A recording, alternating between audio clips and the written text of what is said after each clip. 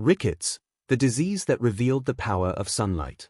Rickets is often described as a disease of the past, a condition linked to soot-covered cities and malnourished children in history books. Yet this assumption is misleading.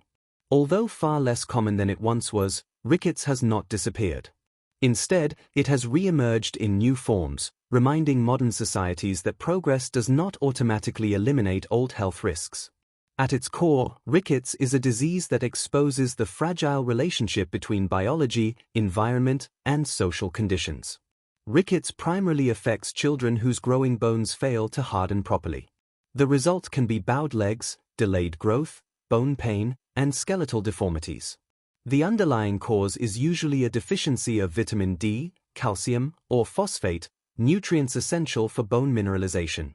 Among these, vitamin D deficiency is the most common trigger, as vitamin D enables the body to absorb calcium effectively.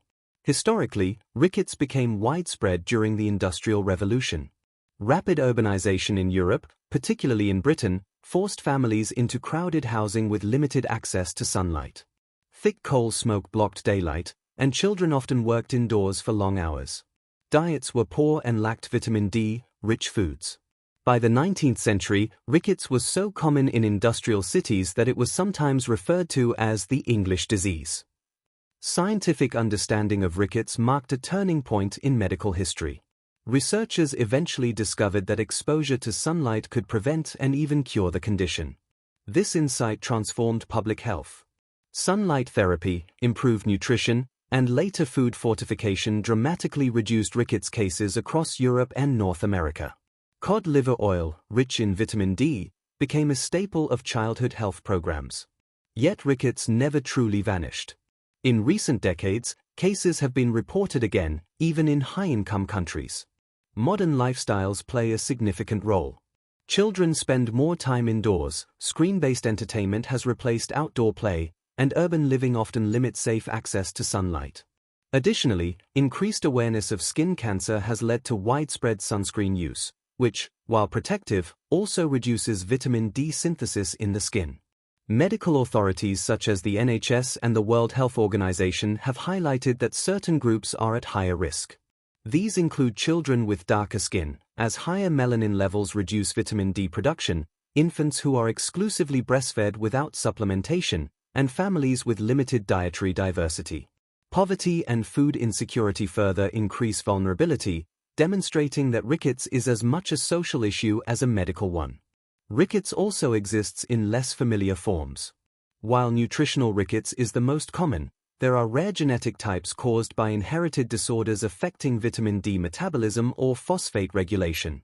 These forms require specialized medical treatment and underline the complexity of bone biology. The disease, therefore, offers a window into both public health and advanced genetic science. From a cultural perspective, rickets reveals how deeply health is shaped by environment. It challenges the idea that modern medicine alone can guarantee well-being. Fresh air, sunlight, and balanced nutrition, simple factors often taken for granted, remain essential.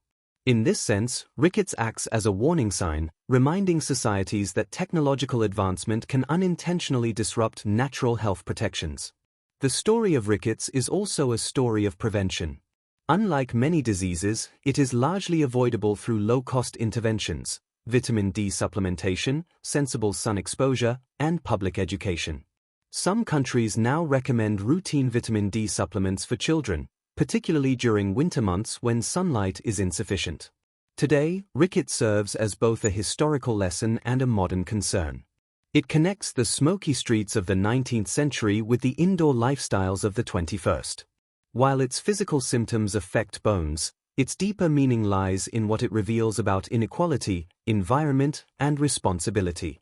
In understanding rickets, we are reminded that health is not only produced in hospitals and laboratories.